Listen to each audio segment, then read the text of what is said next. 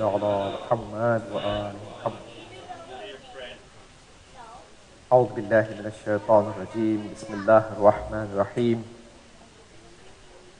الحمد لله الذي ليس لأوليته ابتداء ولا لأزليته انقضاء، وانحسرت الأوصاف عن كنه معرفته ورضعت عظمته العقول، والذي لا تواري عنه سماء سماء ولا أرض أرضا.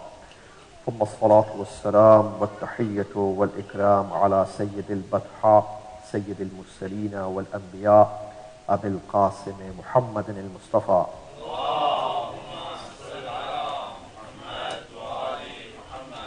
وعلى الجوهرة القدسية البتول العذراء سيدة النساء فاطمة الزهراء، وعلى بعلها أمير المؤمنين وبنيها الذين أذهب الله عنهم الرجس وطهرهم تطهيرا.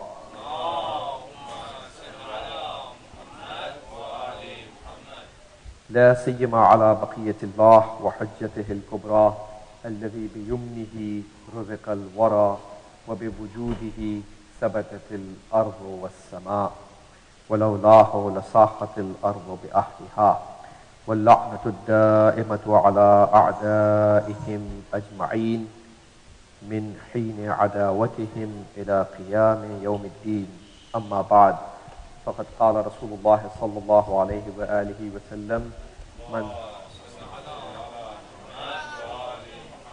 من أخلص لله 40 صباحا جرت ينابيع الحكمة من قلبه على لسانه صلوات.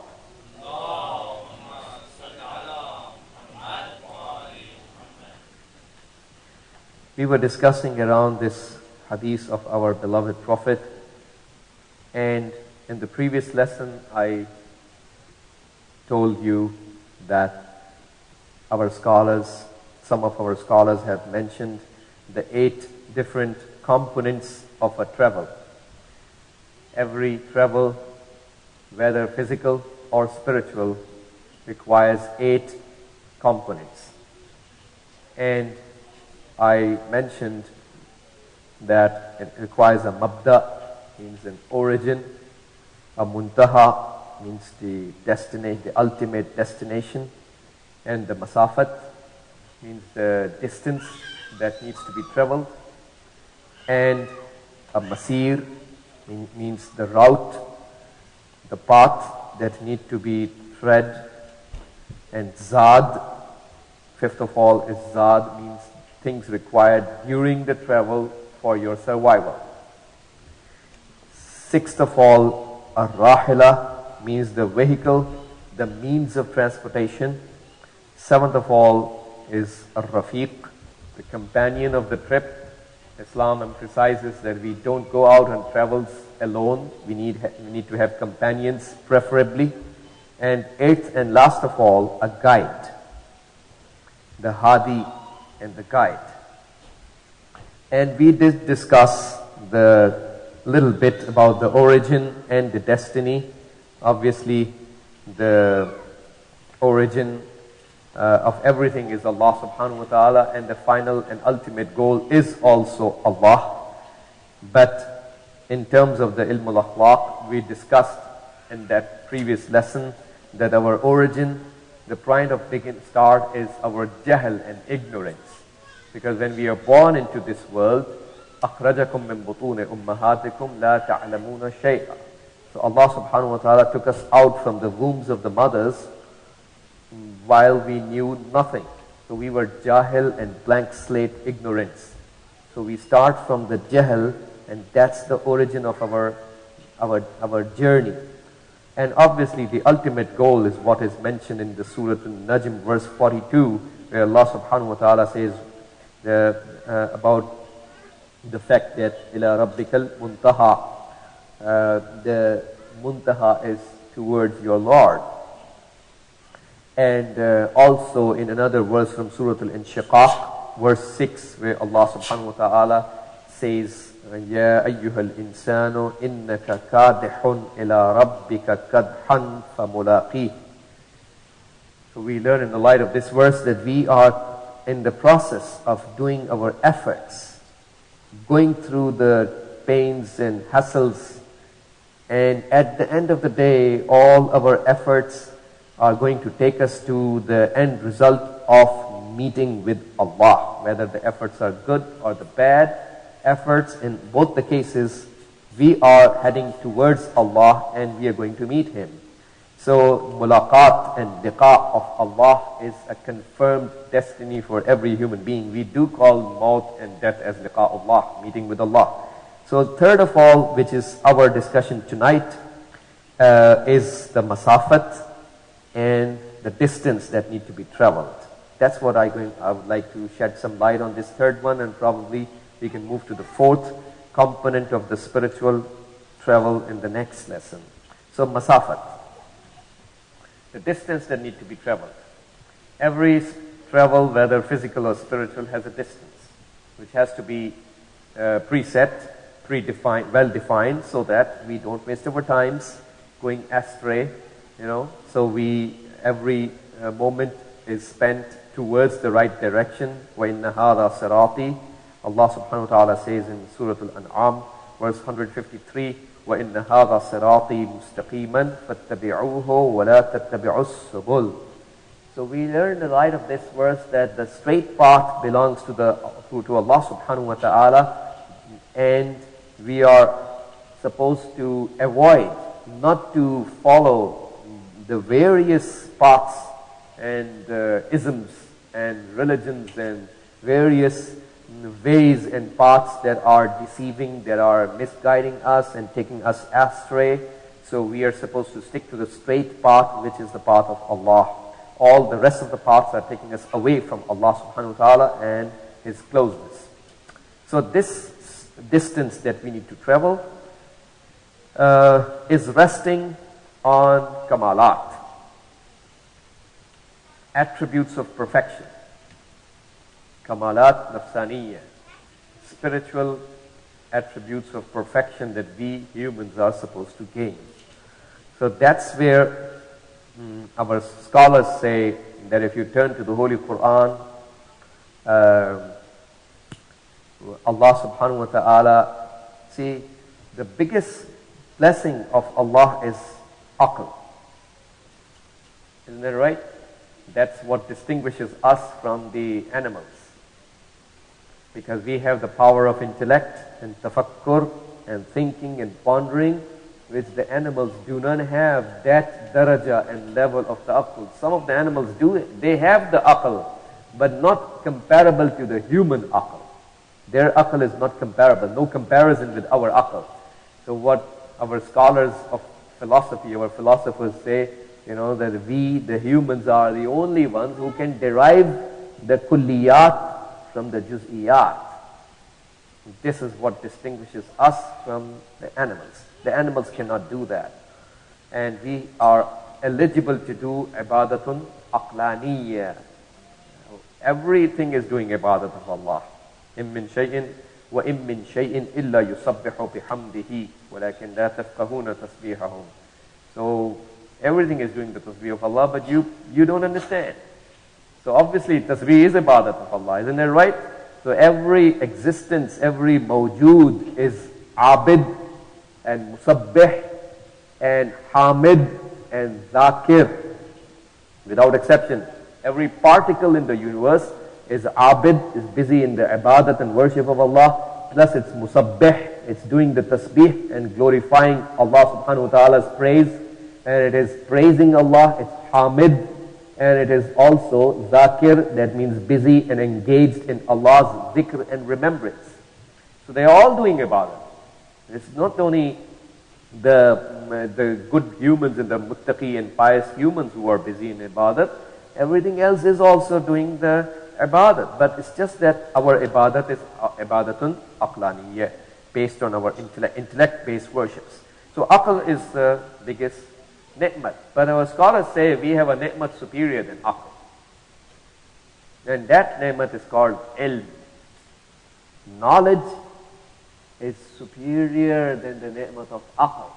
Because through the knowledge we gain the noor Knowledge is nur. Imam Sadiq al-Islam has said in his hadith, Al-ilmu nurun, yaqzifuhu Allahu fi qalbi man yasha. Isn't that right? Knowledge is like a light.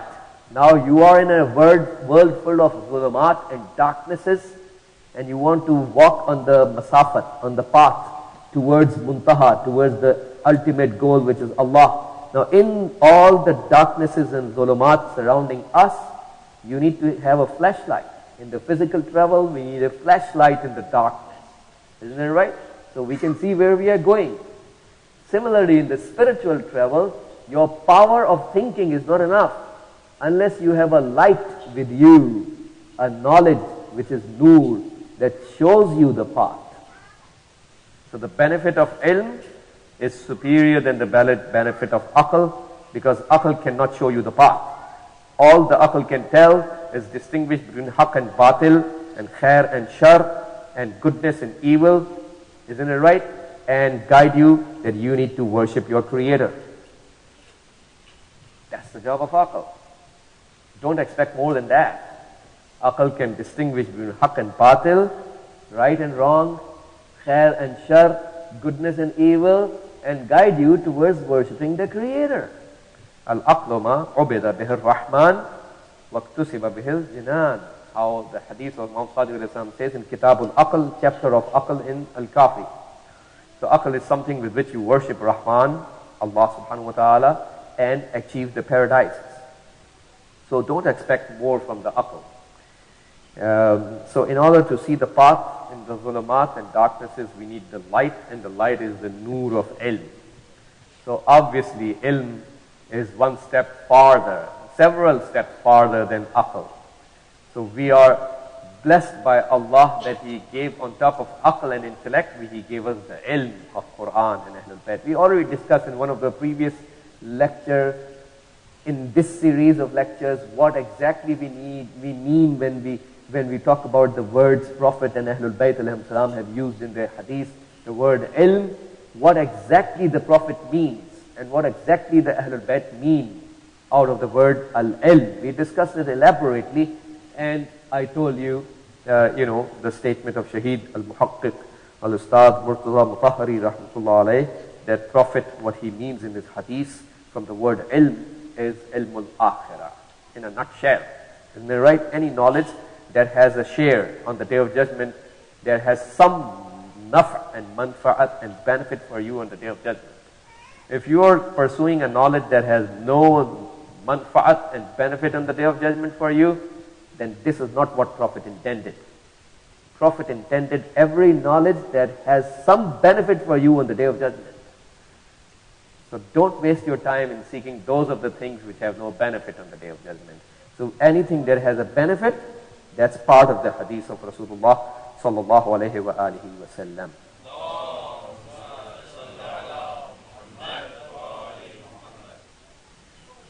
That's why I always say in my speeches that we don't need doctors. Isn't that right? In our Shia community, we don't need engineers. We don't need IT professionals. We don't need chartered accountants. We don't need no professionals. We need Shia doctors and Shia engineers and Shia IT professionals and Shia accountants who give preference to their iman and the needs of the iman over their profession. If you don't give preference to your iman over your profession, I can go to a Zionist doctor as well. Isn't that right? That's allowed for me to seek shifa from Allah. I can go to a Zionist doctor. Why in the world would I choose to go to you? I'm going to choose you and prefer you over others if you give preference to your iman over your profession. So that's why we need people who are mu'min professionals. So coming back to our discussion, aql is a very great blessing of Allah that distinguishes us from the animals, but it's not the most superior blessing. We have another higher blessing of Allah which is called ilm, and what we mean from the word al-ilm is ilmul akhirah. Isn't it right? So the knowledge of akhirat based from the teachings of Quran and the hadith of Rasulullah and Ahlul Bayt alayhim salam serves as a nur and divine light, guiding us and showing us the path when we are traveling from the mabda to the muntaha, from the origin towards the spiritual destiny. So we learned by now that knowledge is superior than aql. But is this the most superior blessing of Allah? The answer to the question is no. We still have another superior blessing, which is higher than ilm and knowledge of, of akhirat. The more superior blessing of Allah, which is actually considered to be the most superior blessing, is the iman bi walayat Ahl al-Bayt alayhim as-salatu was-salam.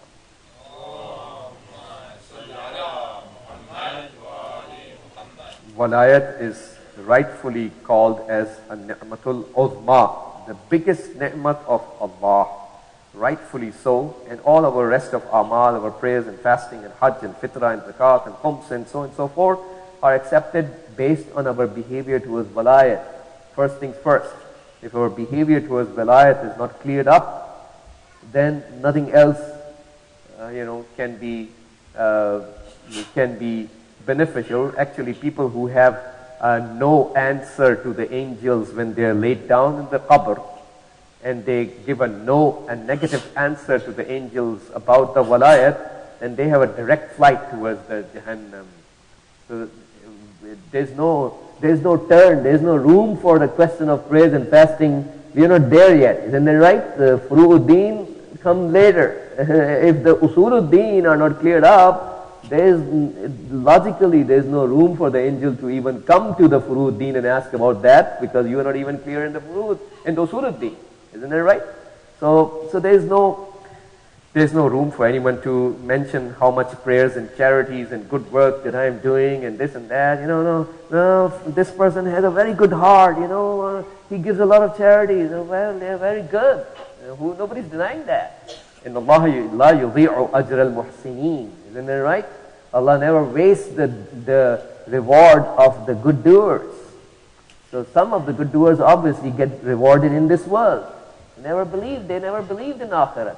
They don't deserve to get no reward in the akhirat. They never worked any single action of their life. They didn't do it for the sake of Allah. Why in the world is Allah obliged to reward them, in akhirat, when they themselves voluntarily and wishfully never believed in Allah and His rewards? Allah is adil. He's going to reward them here in this world. That's what they believe. This is their mablagul ilm. This is their mablagul ilm. That's where their knowledge ends in this dunya. That's what they deserve. This is justice. So coming back to the point that iman bi walayat Ahl al-Bayt alayhim as-salam is the ni'mat which is the most superior, and is superior than the knowledge of ilm. There were and are so many who had the knowledge. Isn't that right? There are so many who are ulama and scholars. And there were some who became even marji'. Isn't that right? That's the highest position a non-ma'soom, a ghair al-ma'soom can reach. We cannot become ma'soom. Isn't that right? We cannot be like, equal to Aimma alayhi salatu wasalam. Nobody can be equal to them. Isn't that right? What's the highest position we non-ma'sooms can reach? To become a marji'. Isn't that right? Or the wali. Isn't that right? That's the highest we can reach. So we had people who were on the position of marji'iyyat, and basically were sponsored by the taghuts. Isn't that right? So basically, alhamdulillah, the system of the Hawza is a system which is supported by the Islamic rulings of the Sharia, and these kind of people were never supported by the Ahl al-Khibra and high-level professors of the Hawza to begin with. They didn't have no single witness in their favor from any professor and ustad of any Hawza to certify their marji'iyyat. So the Tawdih al-Masail and Risalatun Amaliyya of Shariat Madari was distributed free of cost by Shah of Iran through his Iranian cultural centers. Isn't that right? So ilm is not enough. what is required for the ilm to be productive is the action based on the phenomena of iman. Iman is a combination of ilm and amal. Isn't it right? لما يدخل الإيمان في قلوبكم. Isn't it right? Quran says that about those people who claim that we are mu'mins but they did not practice. Isn't that right? يقولوا أسلمنا. Say we have Islam. وَلَمَّا يَدْخُلِ الْإِيمَانُ فِي قُلُوبِكُمْ. And Iman did not enter into your souls. So basically, our Iman is proven only after we practice our, the knowledge of Quran and Ahlul Bayt alayhimus salam. So that's the most mentioned subject our scholars say. If you look at the Holy Quran, Quran talks about so many subjects. So many subjects are covered by the Holy Book. Isn't that right? But the most mentioned subject in the Holy Quran is the human. The human is the subject which Allah has mentioned most in His book. And this human being, his asalat of the human is towards khusran and loss. Why our asalat? We are basically inclined towards khusran and loss because a human being with his tabi'at, with his inclinations towards the matter is inclined towards loss unless and until he breaks. If you remember, in the month of Ramadan we discussed the concept of taqwa, and I told you that the concept of taqwa, this nur of taqwa, works as a breaking agent. It breaks, it puts a break and freeze and stop over our reckless behavior towards Allah. Isn't it right? So it serves as a braking system. Now, if a person has a higher speed, you require a bigger body and a bigger role to play, then you require a stronger braking system. Isn't it right? Which is foolproof. And we have anti-lock braking systems for the cars, isn't there? The ABS braking systems. So if a person is moving in a lower speed and has, then lesser kind of systems are also going to work.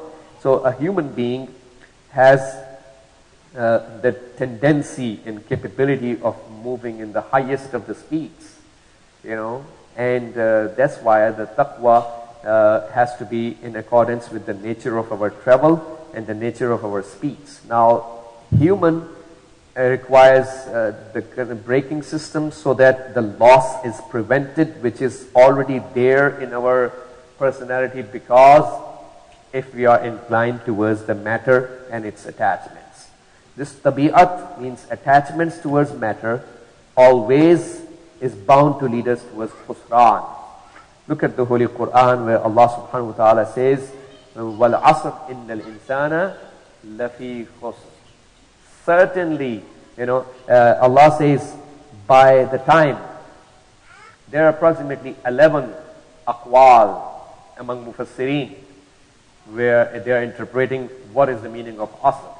So many various statements in tafsir, approximately 11 as far as I recall, So, some say it's the time of asr prayers, some say it's the time of the bi'sat of Rasulullah, some say it's the time of the zuhur of Imam Sahib al-Zaman alayhi salam, some say it is usaratul khalq, which is Imam Sahib al-Zaman alayhi salatu salam. And so there are various statements, but one of the statements is that asr means the time. So Allah is swearing, according to that call, Allah is swearing by the time that the human is in loss. Certainly the human is in loss. So all the humans are in loss, except those who fall in the exception which is mentioned after it. So the asalat is khusran. For the human who is inclined towards tabi'at and material attachments, his asalat, originally he's inclined towards khusran and loss. Unless and until إِلَّا الَّذِينَ آمَنُوا وَعَمِلُوا الصَّالِحَاتِ. except those who had iman and practiced and performed the good deeds, the salihat. وَتَوَاصَوْا بِالْحَقِّ وَتَوَاصَوْا بِالصَّبْرِ. And they advise each other about patience and advise each other about haqq. So that's how we can succeed. If we don't fulfill these 4 obligations, 4 responsibilities, we are in loss. Everyone is lost except those who fulfill these 4. And also, look at another verse of Holy Quran where Allah subhanahu wa ta'ala says, يُرِيدُ الْإِنسَانُ لِيَفْجُرَ أَمَامَهُ. So a human, we learn in the light of this verse, human wants to lead his life with hawa nafs. A human wants to lead his life with fujur, hawa nafs, so he can worship his desires. He can do what he wants to do. Another verse says, خُلِقَ الْإِنسَانُ هَلُوعًا. Insan is created as haris. Insan, that's the way insan is. So unless there has to be a control, there has to be a braking system applied on the human. Otherwise, the human is going to be like this, inclined towards the tabi'at. So the Holy Prophet ﷺ has mentioned in his hadith.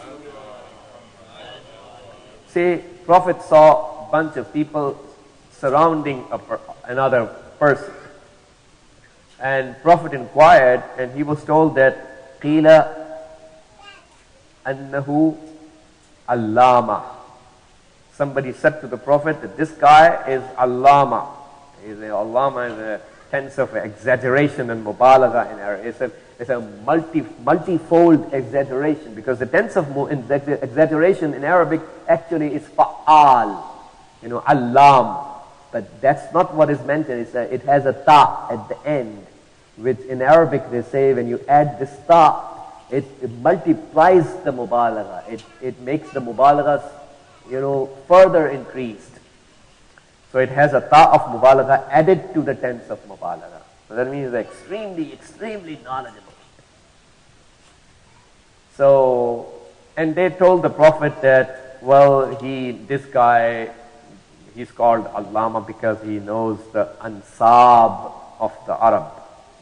Shajarat, their trees, their lineages of the various families of the Arab tribes. When Prophet heard that statement, Prophet said, ذَاكَ عِلْمٌ لَا يَضُرُّ مَنْ جَهِلَهُ وَلَا يَنْفَعُ مَنْ عَلِمَهُ. That's the knowledge that somebody who doesn't know it, not knowing is not going to harm him, and knowing is not going to benefit him. And then the Prophet said, إِنَّمَا الْعِلْمُ ثَلَاثَةٌ. Knowledge is 3. And that's where Prophet has mentioned these 3 things, that knowledge is either ayatun muhkamah.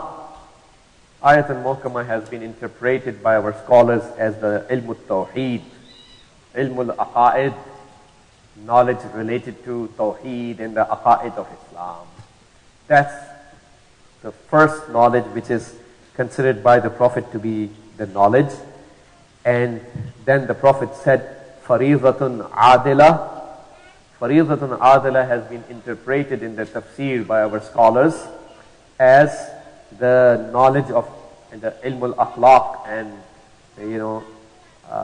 sifat and awsaf of the ruh. So the spiritual attributes of the soul.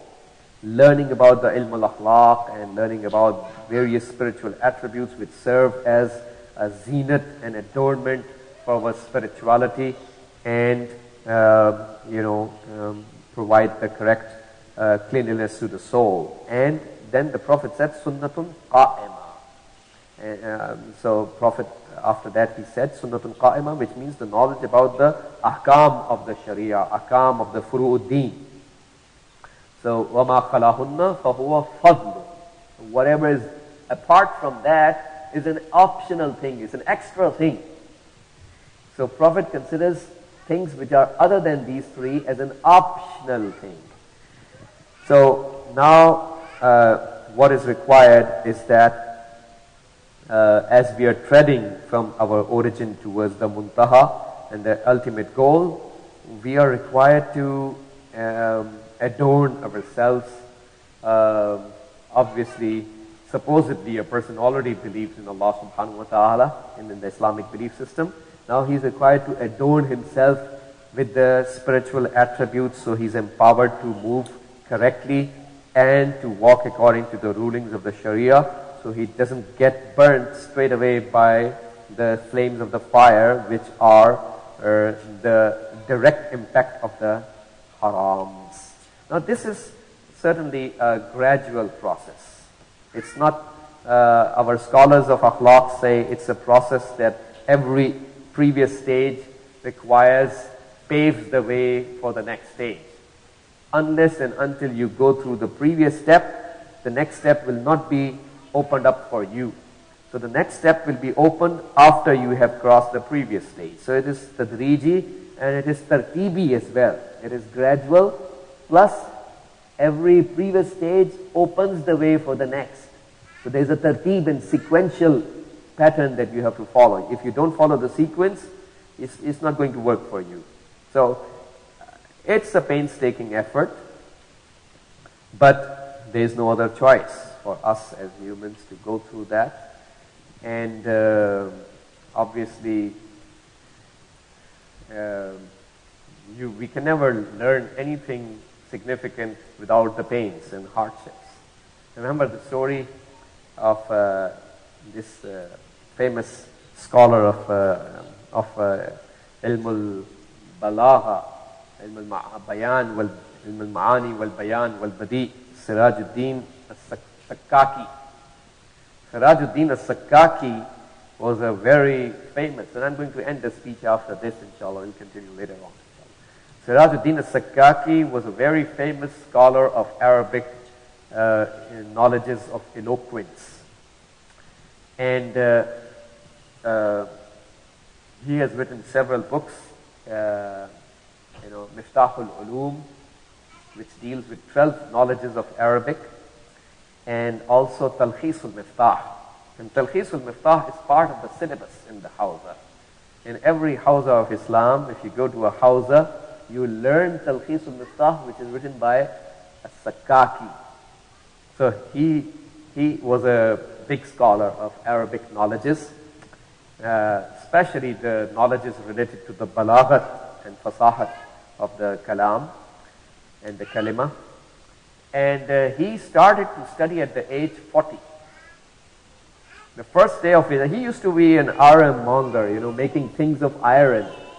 And he made a very nice box, and those were the governments of Khwarazm rulers in Iran. He was also part of the same area. He made a very unique and nice iron box, and he thought, let me just present the box to the king. He went to the king's palace, presented the box. Obviously, king was happy. He got the box from him. It was very nice. Everybody would like the box.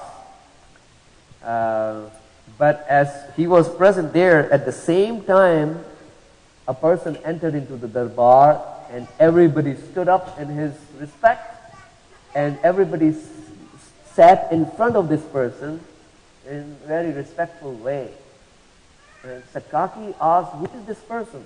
And he was told, this is a scholar. He is an alim. So that's how the king and others in the darbar are respecting the alim.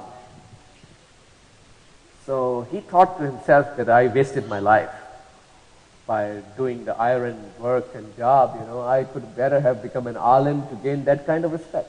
Obviously, we don't become an alim to gain respect. We do it for the sake of Allah subhanahu wa ta'ala. Isn't it right?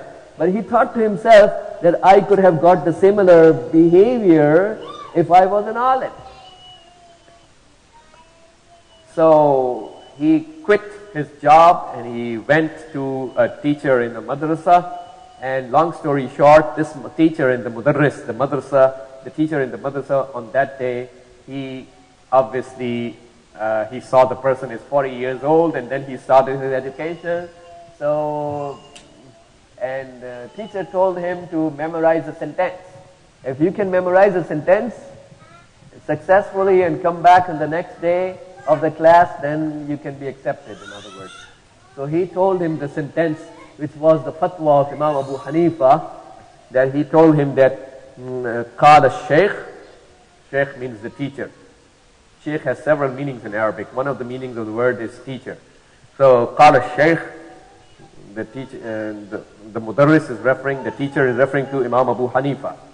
So قال الشيخ جلد الكلب يطهر بدباغ. Imam Abu Hanifa has said, Sheikh has said, that the skin, the leather of the dog becomes tahir and pak by, heating it up with the fire. If you heat up the leather, the skin of a dog, it becomes tahir. Obviously that was his fatwa. In our Sharia it doesn't become tahir. It's aynun najis. So, and nar, the fire, is not one of the mutahhirat. We have 10 mutahhirat in Islam, and fire is not one of those 10. So fire cannot clean nothing. But that was the fatwa of Imam Abu Hanifa. So he went back, and after he repeated hundreds of times, the history says, Sakaki repeated this sentence hundreds of times. And then when he showed us on the next day, on the class day, and he was asked to repeat that sentence, he said like this, that قال الكلب جلد الشيخ يطهر بدباغ. That the dog has said that the leather of the teacher, Imam Abu Hanifa, becomes tahir by heating up and warming it with the fire. So obviously you can understand what would happen and how the people would ridicule him and make fun of him in the class. So he went out of the class, he left the class, and he went out there into the uninhabited area or desert, and that's where he was sitting, and he found the water was dropping from the stone, from somewhere on the top over a stone. And just one drop of water. One drop was falling, and after a while another drop was falling, after a while another drop was falling, and then he looked at the stone, there was a hole happening because of the water dropping over the stone. So he was so sad over what he himself did, but then he looked at the water and he thought to himself, when such a soft thing as water can make a hole in such a hard thing like a stone, then I am not worse than stone. Isn't that right? So I can also memorize. So he returned back and he studied, and then he became one of the big scholars of Arabic grammar, and his book, like I said, is part of the syllabus of our Hawza as well. Talkhis al-Miftah. Every alim studies Talkhis al-Miftah of Ilm al-Balagha and Ilm al-Fasaha. So Ilm al-Ma'ani, Bayan and Badi, all three actually are mentioned in that book. So brothers and sisters, it's important to remember that despite the fact that we have the hardships in learning the knowledge and crossing the levels of amal, it's something that we are all as humans supposed to do as much as we can. May Allah subhanahu wa ta'ala bless all of us to understand and to practice the ma'arif of Quran and Ahlul Bayt alayhi salam. اللهم صل على محمد وآل محمد. اللهم انصر الإسلام والمسلمين واخذل الكفار والمنافقين. اللهم انصر من نصر الدين واخذل من خذل المسلمين.